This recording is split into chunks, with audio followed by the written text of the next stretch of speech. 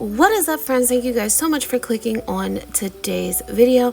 In this video, I'm going to be making a chocolate smash beehive.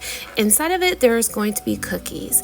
Now, these candy melts right here, these choco makers, this was my first time using these, and 10 out of 10 I do not recommend. Now, I have been using candy wafers and almond bark and making modeling chocolate for like the last 10 years. These were the worst. They tasted fine, they tasted great, however the texture, and I don't know, like I said, what was going on. I put this in the freezer. It was just so soft, and the Hive was just crumbling and breaking, so I had to end up redoing it, which is fine. But my review for these candy melts is not a very good one. So with that being said, let's get this video underway.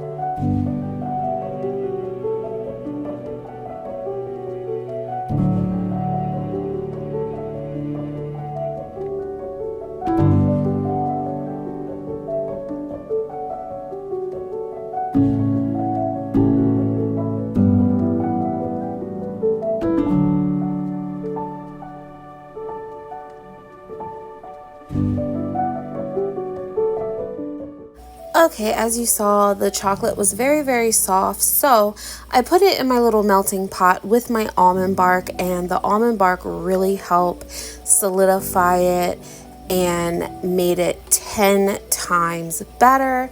So time for a redo.